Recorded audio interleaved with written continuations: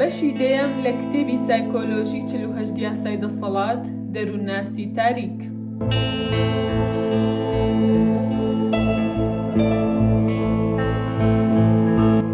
پەیڕەوی لە یاسای سێم لە 1850 ئۆتۆ ڤۆن بیسمارکی گەنج کە ئەو کاتە ئەندام پەرلەمانێکی 35 ساڵان بوو لە پەرلەمانی پرووسی لە خاڵێکی وەرچەرخانی ژیانی پیشەییدا بوو. پرسەکانی ڕۆژ بریتی بوون لە یەکخستنی زۆرێک لە دەوڵەتەکان بە پرووسیاشەوە.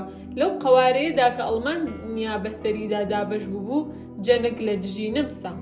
ئەو دراوسێ بەهێزەی لای باشوور کە هیوادار بوو ئەڵمانەکان بەلاوازی لە ژێرمەترسیدا بهێڵێتەوە، تەنانەت هەڕەشەی ئەوەی دەکرد کە دەستوەردان بکات ئەگەر بێت و هەوڵی یەکگرتن بدەن. میر ویلیام کە لە سیلسیلەکەیدا لە دوای پاشاری پرووسیاوە دەهات لەگەڵ هەڵایستانی جەنگدا بوو. پەرلەمان بۆ دۆزەکە هەستایە سەر پێ و ئامادە بوو پشگیری هەر سازدانێکی هێزی سەربازی بکات. ئەوانەی کە دژی جەنگ بوون بریتی بوون لە پاشای هەنووکەی فرێدریک و ویلیامی چوارەم و وەزیرەکانی کە پێیان باش بوو نەمساویە بەهێزەکان هێور بکەنەوە. بە درێژایی ژیانی پیشەیی خۆی بیسمارک پشتیوانێکی بە ئەمەک و تەنانە دڵسۆزی هێز و دەسەڵاتی پرووسی بوو. ئەو خۆنی بەیەخستنەوەی ئەڵمان چوونە جەنگ لە دژی نەمسا و ڕیسواکردنی ئەو وڵاتە دەبینی کە لە مێژ بوو ئەڵمانیای بەدابەشکراوی هێشتبووەوە. ئەو کە سەربازێکی پێشوو بوو جەنگی بەکارێکی شکۆمەندانە دەبینی. دوجار ئەمە ئەو پیاوە بوو کە ساڵانێک دواتر دەیگوت گەورەترین پرسەکانی سەردەم یەکلا دەبنەوە، بەڵام بە قسە و بڕیار نا، بەڵکو بە ئاسن و خوێن. بیسمارک کە نیشتمان پەروەر و عاشقی شکۆی سوپا بوو، لەگەڵ ئەوەشدا لە گەرمەی حەماسەتی جەنگدا وتارێکی لە پەرلەمان پێشکەش کرد کە هەموو ئەوانەی گوێبیستی بوون حەپەسان. وتی وای لە حاڵی ئەو دەوڵەتمەدارەی بەبێ پاسا و شەڕ دەکات، پاساوێک کە تێیدا شەڕیش تەواو بووە و هێشتا ڕەوایەتی هەیە. پاش جەنگ هەمووتان بە شێوەیەکی جیاواز دەڕواننە ئەم پرسیارانە. ئایا ئەو کاتە بیوێری ئەوەتان دەبێت ڕووبکەنە ئەو جوتیاری ڕادەمێنێتە خۆڵەمێشی کێڵگەکەی؟ ئەو پیاوەی کەم ئەندام بووە، ئەو باوکەی کە منداڵەکانی لەدەستاوە. بیسمارک نەک تەنیا بەردەوام بوو لە قسەکردن لە شێتی ئەم جەنگە، بەڵکو لە هەمووی سەیرتر ستایشی نەمسای کرد و بەرگری لە کردارەکانی کرد. ئەمە لە دژی هەموو ئەو شتانە بوو کە داکۆکی لێدەکرد. دەبێ ئەمە چمانایەک بگەێنێت. پەرلەمانتارەکانی تر سەریان لێ شێوە و ژمارەیەکیان ئاڕاستەی دەنگی خۆیان گۆڕی و دوجار پاشا وەزیرەکانی سەرکەوتوو بوون و جەنگ بربەست کرا. چەند هەفتەیەک پاش وتارە بەدناوەکەی بیسمارک، پاشا دوای ئەوەی سوپاسی کرد کە لە پێناو ئاشتیدا قسەی کردووە کردیە وەزیری کابینە. چەند ساڵێک دواتر ئەوە بووە سەرۆکی پرووسیا. لەم ڕۆڵەدا دوجار وڵاتەکەی و پاشا ئاشتی خوازەکەی بەرەو جەنگ لە دژی نەمسا ئاڕاستە کرد. ئیمپراتۆری پێشووی تێکشکاند و دەوڵەتێکی ئەڵمانی بنیاد نا کە پرووسیا لە سەری سەرەوەی بوو. لێکدانەوە بۆ یاسای سێم لە کاتی وتارەکەیدا لە 1850 بیسمارک چەند خەمڵاندنێکی کرد. یەکەم هەستی بەوە کرد کە سوپای پرووسی هاوشانی سوپاکانی ئەوروپا نییە، ئامادەییتیان نییە بۆ جەنگ. لە ڕاستیدا لەوانەیە نەمسا بە ئاسانی جەنگ بباتەوە و ئەمەش ئەنجامێکی کارە سادباری بۆ ئایندە لێ دەکەوێتەوە. دووەم، ئەگەر جەنگیان بدۆڕاندایە و بیسمارک پشتیوانی بکردایە، ژیانی پیشەیی بە شێوەیەکی بەرچاو دەکەوتە مەترسیەوە. پاشا وەزیرە کۆنسێرڤاتیڤەکانی ئاشتیان دەویست. بیسمارک دەسەڵاتی دەویست. وەڵامەکە بریتی بوو لە گومڕاکردنی خەڵک لە ڕێگەی پشتگیریکردنی دۆزێک کە ڕقی لێی بوو. وتنی ئەو شتانەی کە پێکەنینی پێی دەهات ئەگەر کەسێکی تر بیکردنایە. هەموو وڵات کڵاوی لەسەر نرا. بەهۆی وتارەکەی بیسمارک بوو کە بوو بە وەزیر و پۆستێک کە بە خێرایی لێیەوە بوو بە سەرۆک وەزیران. دەسەڵاتی بەدەستێنات تا سوپای پرووسی بەهێز بکات و ئەو شتە بەدی بێنێت کە لە مێژ بوو دەیویست. ڕیسواکردنی نەمسا و یەکخستنی ئەڵمانیا لەژێر ڕێبەرایەتی پرووسیادا. بە دڵنیاییەوە بیسمارک یەکێک بوو لە دەوڵەت مەدارە هەرە زیرەکەکان و وەستای استراتیژی و لە خشتەبردن بوو. لەم حاڵەتەدا کەس گومانی ئەوەی نەبوو خەریکی چییە. ئەگەر نیازە ڕاستەقینەکانی دەرخستایە و مشتومڕی لەسەر ئەوە بکردایە کە باشترە ئێستا چاوەڕێ بکات و دوایی شەڕ بکات، ئەوە مشتومڕەکەی نەدەبردەوە، چونکە زۆربەی پرووسیەکان دەیانویست لەو ساتەوەختەدا بجەنگن و بە هەڵە پێیان وا بوو سوپاکەیان لە نەمساویەکان باڵاترە.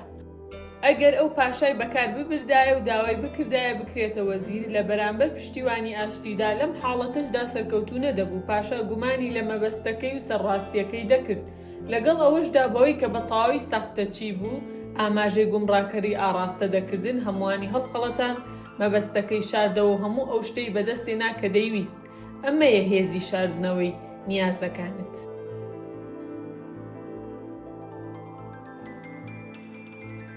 کلیلی دەسەڵات. زۆربەی خەڵکی کتێبی کراون، ئەوان ئەو شتە دەڵن کە هەستی پێدەکەن. لە هەر دەرفەتێکدا بێت ڕاوبۆچوونی خۆیان دەردەبڕن و بەردەوام پلان و نیازەکانیان دەردەخەن. ئەوان لەبەر چەند هۆکارێک ئەمە دەکەن. یەکەم، ئاسان و سروشتیە کە هەمیشە بتەوێت لەبارەی هەستەکانت و پلانەکانی ئایندەت بدوێت. تەقەلایەکی دەوێت تا کۆنتڕۆڵی زمانت بکەیت و چاودێری ئەو شتە بکەیت کە دەری دەخەیت. دووەم، زۆر کەس بڕوایان وایە کە بەوەی ڕازگۆ و کراوە بیت ئەوا دڵی خەڵکی بەدەست دێنن و سروشتی باشی خۆیان پیشان دەدەن. ئەوان تەواو فریویان خواردووە. لە واقعدا ڕازگۆیی ئامێرێکی کولە کە زیاتر لەوەی دەبڕێت کە خوێن لێدێنێت. ئەگەری هەیە ڕازگۆیی تۆ مایە بریندارکردنی خەڵکی بێت. زۆر لێزانانەترە کە قسەکانت بگونجێنیت. ئەو قسانە بۆ خەڵک بکەیت کە دەیانەوێت گوێبیستی بن، نەک حەقیقەتی دزێ و ڕقی ئەمەی کە هەست بەچی دەکەیت. لەوەش گرنگتر بەوەی کە بێ شەرم کراوە بیت و وەها خۆت دەکەیتە پێشبینی کرا و ئاشنا کە تەقریبەن ئەستەم دەبێت ڕێزت لێ بگیرێت یان لێت بترسن و دەسەڵات ناکەوێتە دەستی کەسێک کە نەتوانێت ئەو هەستانە بجوڵێنێت. ئەگەر تۆ تامەزرۆی دەسەڵاتیت، بە خێرایی ڕازگۆیی بەلاوە بنێ و خۆت لە هونەری شاردنەوەی نیازەکانت ڕابێنە. لە هونەرەکە ئەسپی خۆت تاو بدە و ئیتر بۆ هەمیشە زاڵ دەبیت. بنەمای توانای شاردنەوەی نیازەکانت بریتیە لە حەقیقەتێکی سادە لەبارەی سروشتی مرۆڤەوە. یەکەمین، غەریزەی ئێمە ئەوەی هەمیشە متمانە بەڕواڵەتەکان دەکەین. ئێمە ناتوانین هەروەها بە سانایی گومان لە واقعی ئەو شتانە بکەین کە دەیان بینین و دەیان بیستین. بە بەردەوامی وێناکردنی ئەوەی کە ڕواڵەتەکان شتێکی تریان شاردۆتەوە دامان دەهێزرێنن و دەمانتۆقێنن. ئەو فاکتە شاردنەوەی نیازەکانی مرۆڤ تا ڕادەیەک ئاسان دەکات تەنیا لە پێشچاوی خەڵک شتێک بەدەستەوە بگرە کە پێدەچێت حەزی لێی بێت، ئامانجە کە پێدەچێت هەوڵی بۆ بدەیت. ئیتر ئەوان ڕواڵەتەکان وەک واقعیەتێک وەردەگرن. هەر کە چاویان کەوتە سەر بابەتە کومڕاکەرەکە، ئەوان ناتوانن تێبینی ئەو شتە بکەن کە بەنیازیت لە بەکێشکردندا. ئاماژەی ناکۆک ئاڕاستە بکە، وەکو ئارەزووکردن و بێباک بوون. لێرەوە تۆ نەک تەنیا گومڕایان دەکەی، بەڵکو ئارەزویان بۆ ئەوەی ببنە خاوەنت کڵپە دەکات. تاکتیکێک کە زۆر جارکاریگەرە لە هێنانەکایی بابەتی گومڕاکرد ئەوەیە پشتگیری ئایدیایەک یان دۆزێک بکەیت کە لە ڕاستیدا دژی سۆزەکانی خۆتە. بیسمارک ئەمەی تا ڕادەیەکی کاریگەر لە وتارەکەیدا لە 1950 بەکارهێنا. زۆربەی خەڵکی پێیان وا دەبێت کە دڵت گۆڕاوە، چونکە زۆر نائاساییە یاری بە شتێکی هەستیانەی وەکو ڕاوبۆچوون و بەهاکان بکەیت. هەمان شت بەسەر هەر بابەتێکی گومڕاکەری ئارەزوودا پیادە دەبێت. وا پیشان بدە شتێکت دەوێت کە لە ڕاستیدا هیچ کەیفت پێ نایەت و ئیتر دوژمنەکانت گومڕا دەبن. لە خەمڵاندنەکانیاندا هەموو جۆرە هەڵەیەک دەکەن. لە ماوەی جەنگی تاجدانانی ئیسپانیدا لە 1711 دووکی مارلبۆرۆ سەرۆکی سوپا ویستی قەڵایەکی گرنگی فەڕەنسا تێک بشکێنێت، چونکە گوزەرگایەکی گرنگی بۆ فەڕەنسا دەپاراست. لەگەڵ ئەوەشدا ئەو زانی ئەگەر تێکی پشکاندایە فەڕەنسیەکان درکیان بەوە دەکرد چی دەوێت بۆ ئەوەی کە بە ڕێگاکەدا پێشڕەوی بکات. لەبری ئەمە ئەو تەنیا قەڵایەکی گرت و بە هەندێک لە سەربازەکانی پاراستی، وای دەرخست کە بۆ مەبەستێکی خۆی دەیەوێت. فەڕەنسیەکان هێرشیان کردە سەر قەڵاکە و دوو ڕێگەی دابیگرنەوە. لەگەڵ ئەوەشدا هەرکە بەدەستیان هێنایەوە ڕووخاندیان. وای بۆ چونکە دووک لەبەر هۆیەکی گرنگ ویستوێتی ئێستا کە قەڵاکە نەمابوو، ڕێگەکە لەژێر پارێزگاریدا نەبوو، مارلبۆرۆ بە ئاسانی توانی بەرەو ناو فەڕەنسا ڕێ بکات. ئەم تاکتیکە بەم شێوازە بەکاربێنە، نیازەکانت بشارەوە نەک بەداخران. سەرکێشیکردنی دەرکەوتن بە شێوەیەکی نهێنی ئامێز و گومان خستنە دڵی خەڵک، بەڵکو بە شێوەی قسەکردنی ناکۆتا لەبارەی نیاز و ئامانجەکانت. بەڵام ڕاستەقینەکان نا. تۆ بە بەردێک سێ چۆلەکە دەکوژیت. تۆ بە شێوەیەکی دۆستانە کراوە و جێمتمانە دەردەکەویت. تۆ نیازەکانت دەشاریتەوە و تۆ ڕکابرەکانت سەرقاڵی ڕاوەقازێکی کاتکوش دەکەیت. ئامڕازێکی بەهێزیتر لە گومڕاکردنی خەڵک لە بۆن و بەرامە سەرڕاستێکی ساختەیە. خەڵکی بە شێوەیەکی ئاسان سەرڕاستی و ساختەتێتی تێکەڵ دەکەن. بیرت بێت یەکەمین غەریزەیان متمانەکردنە بەڕواڵەتەکان لەبەر ئەوەی ڕاستگۆیی بەرز دەنرخێنن و دەیانەوێ باوەڕ بە سەرڕاستی ئەوانەی بکەن کە لە دەوریانن، بەدەگمەن گومان لە تۆ دەکەن یا درک بە کردارەکەت دەکەن. بەم شێوەیە بوو یاگۆ ئۆتێلۆی فریودا و تێکی شکاند. دەربڕینی قوڵترین هەستەکانی سەرڕاستی ڕواڵەتیانەی نیگەرانیەکانی لەبارەی دەنگۆی ناپاکی دێسدەمۆنا چۆن دەکرێت ئۆتێلۆ متمانەی پێ نەکات.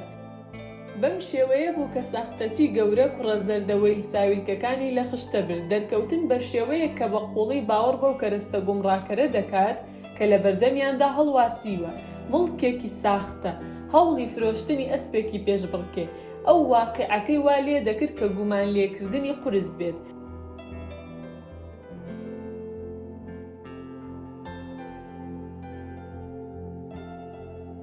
بێگومان گرنگە لەم بوارەدا زۆر دوور نەڕۆیت. سەرڕاستی ئامڕازێکی فریودەرە. زێدە پرسۆس دەرکەویت گومان دروست دەکەیت. وردەکار و جێباوەڕ بە ئەگینە تاکتیکەکەت وەک ئەو ڕووپۆشەی کە کردوتە دیار دەبێت. بۆ ئەوەی سەرڕاستیە ساختەکەت چەکێکی کاریگەر بێت لە شاردنەوەی نیازەکانت، باوەڕبوون بە سەرڕاستی و ڕاشکاوی وەکو بەهای کۆمەڵایەتی گرنگ پەیڕەو بکە. ئەوەندەی دەکرێت بە ئاشکرایی و لە بەردەم خەڵکدا ئەمە بکە. جەخت لە هەڵوێستی خۆت لەسەر ئەم بابەتە بکەرەوە لە ڕێگەی ئەوەی کە ناوبەناو بیرۆکەیەکی هەستیانت دەربخەیت، هەڵبەت هەرچەندە تەنیا ئەوەیان کە بەڕاستی بێمانە و ناپەیوەندیدارە. تالیراندی وەزیری ناپۆلیۆن مامۆستا بوو لە ڕاکێشانی خەڵک بەرامبەر بڕوابوونەکەی لە ڕێگەی دەرخستنی بەڕواڵەت نهێنیەکەیەوە. پاشان ئەم بڕوابوونە ساختەیە بابەتی گومڕاکەر بڕوابوونێکی ڕاستەقینەی لەلایەن کەسەکەی ترەوە لێکەوتەوە. بیرت بێت باشترین فریودەرەکان هەموو شتێک دەکەن کە لە توانایاندایە بۆ داپۆشینی تایبەتمەندیە ساختەکەیان.